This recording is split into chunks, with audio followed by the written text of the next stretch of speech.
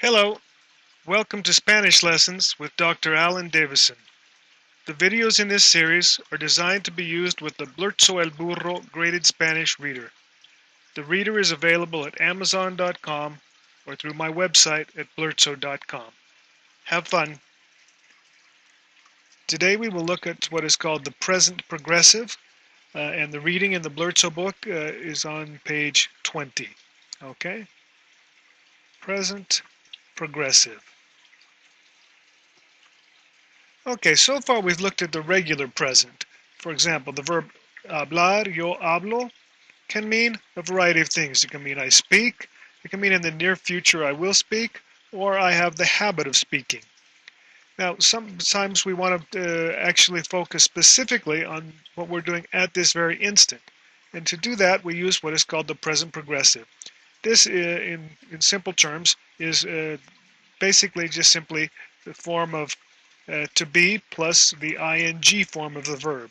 Okay, we say in English, I am speaking, as opposed to I speak. Okay, to do that in Spanish, what we do is we take the conjugated form of the verb estar, since it's a temporary thing that's going on, I am speaking, plus what is called the present participle, also sometimes called the gerund. Okay, that just simply means the ing form of the verb. Okay, so the first thing we need to figure out is how do we get this present participle or gerund in Spanish. If it's a regular AR verb, you drop the AR and add the ending ando. So you get hablando. For an ER verb, drop the ER, add yendo, and you get comiendo. That's an O. IR verbs, similar to the ER, you drop the ending, add yendo, and you get viviendo.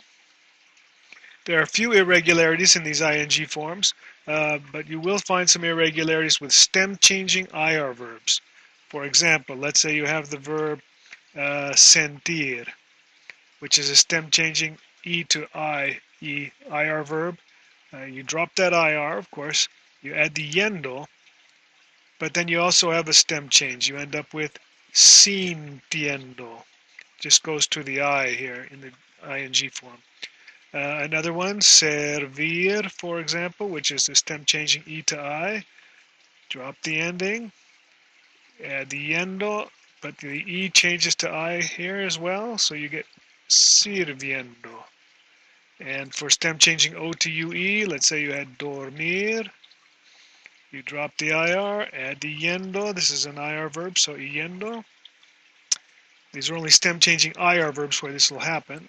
This is stem changing O to UE, and that goes simply to U.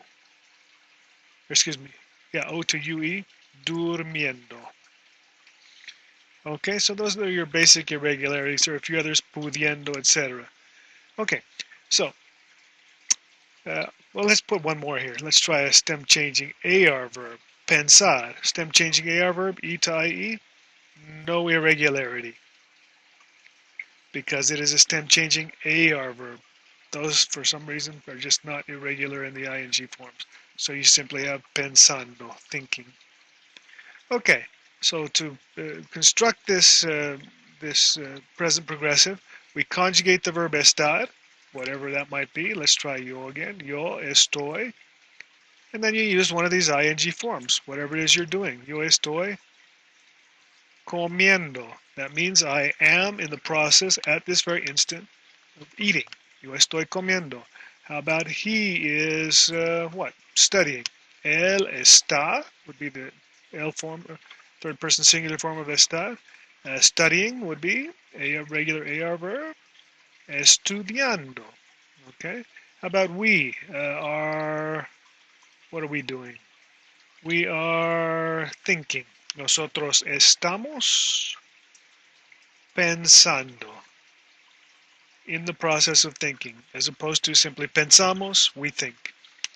Okay, so that's the present progressive in a nutshell. We'll take a look in a minute here at what we do with direct object pronouns and the present progressive.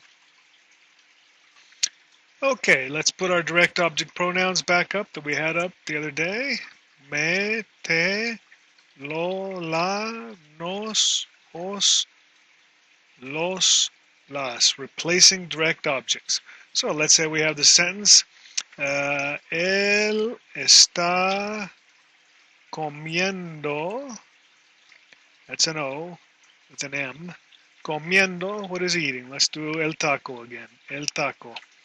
He is in the process of eating el taco. Let's clear this up so you can actually read that.